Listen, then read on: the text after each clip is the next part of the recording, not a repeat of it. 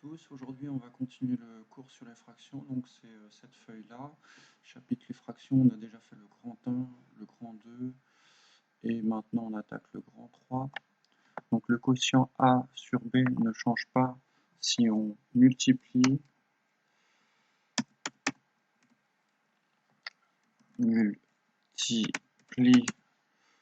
ou si on divise.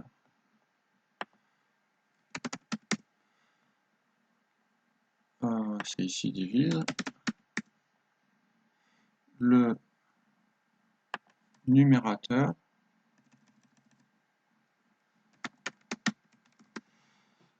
et le dénominateur par un même nombre. Donc vous avez le droit de multiplier et diviser, vous n'avez pas le droit d'additionner, soustraire. Regardez l'exemple qui vient ci-dessous. Donc vous partez de 4 cinquièmes et imaginez-vous que l'énoncé demande de trouver une fraction égale. Donc vous avez le droit de multiplier par 3. Vous avez le droit de multiplier par 4, par 5, par ce que vous voulez. Ici, si vous divisez, le problème c'est que vous aurez une virgule à cause du 5. Et il faut que ce soit le même nombre en haut et en bas. On ne peut pas diviser par deux nombres différents ou multiplier par deux nombres différents. Donc vous partez de 4 cinquièmes. Si jamais vous avez envie de multiplier par le 3, vous avez le droit. Ça donne exactement pareil que 12 quinzièmes. Pareil, 14 21e. Si vous voulez diviser par 7, vous avez le droit. Dans ce cas-là, il faut le faire en haut et en bas, au numérateur et au dénominateur. Vous trouvez 2 tiers. Juste pour le vocabulaire, cette partie-là, quand vous commencez à diviser, ça s'appelle simplifier une fraction. Alors, exemple 3.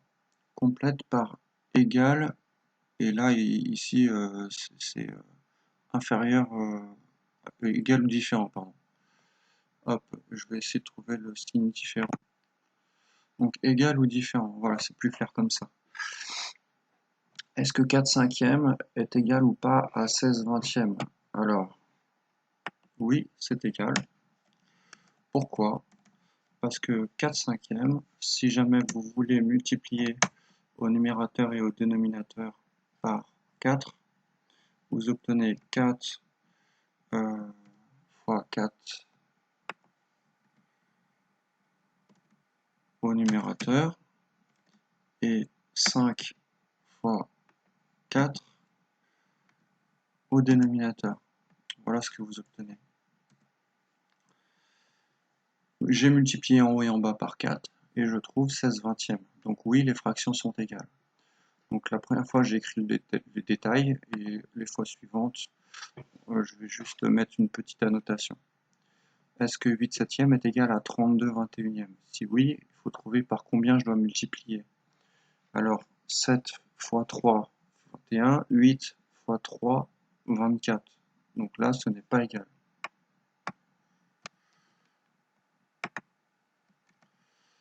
Parce qu'on multiplie par 4 au numérateur et par 3 au dénominateur. Ici, 5 douzièmes, est-ce que c'est égal à quelque chose tiers? Si on voulait, trouver 3, il faudrait diviser par 4. Donc, pour diviser par 4, je vais diviser 5 par 4. Du coup, si vous divisez 5 par 4, vous tombez sur un nombre à virgule. Théoriquement, donc vous devriez écrire 1,25 tiers.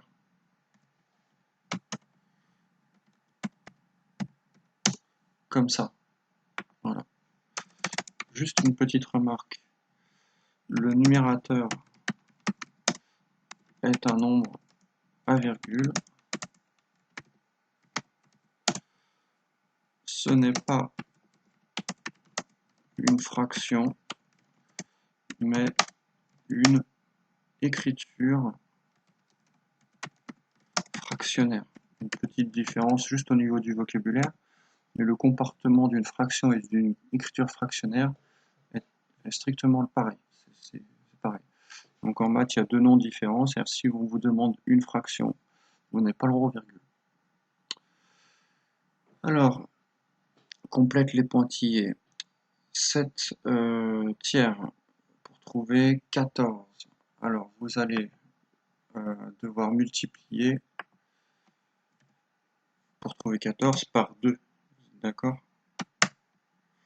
Donc vous devez écrire 7. Ça marche pas. 7 fois 2 sur 3 fois 2. Voilà. Du coup, au dénominateur, vous allez trouver 6. Voilà, comme ça. Deuxième fraction, vous avez 5 douzièmes, vous devez trouver des tiers. On l'a déjà fait au-dessus, je l'avais un peu expliqué. On doit diviser par 4. Je vais l'écrire là. Donc j'écris 5 divisé par 4 et 12 divisé par 4. Voilà. Par conséquent, vous retrouvez la fraction 1,25 tiers.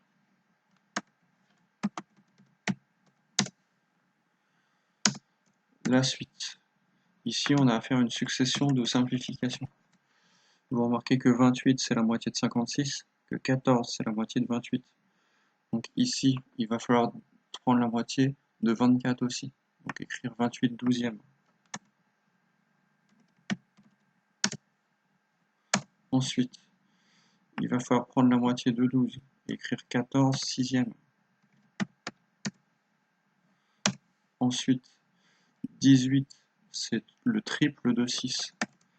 Donc je vais faire une petite étape en disant que c'est le triple de 14 qu'il faut trouver.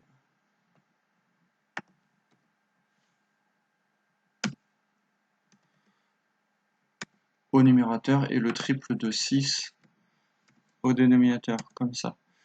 Regardez, ma fraction de départ c'était 14 sixièmes, je multiplie par 3 en haut et en bas, de telle sorte que j'obtiens des 18e au dénominateur, pardon.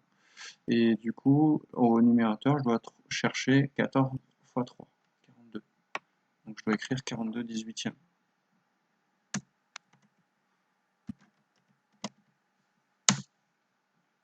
Ce raisonnement-là que je l'ai écrit, je l'ai fait deux têtes ici, pour trouver 28 douzièmes.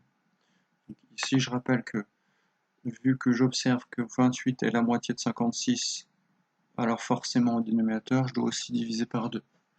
Ici, j'observais que dans l'énoncé, on avait 14 qui était la moitié de 28. Donc au dénominateur, je dois aussi diviser par 2. Voilà. Simplifier un nombre en écriture fractionnaire, c'est diviser par un même nombre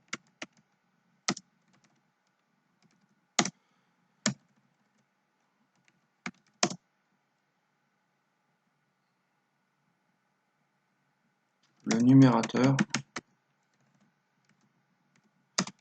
et le dénominateur pour obtenir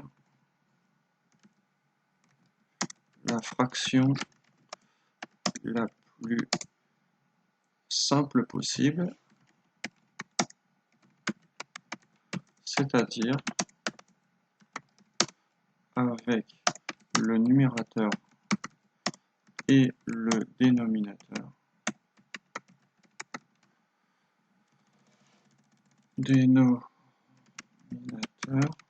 les plus petits possibles.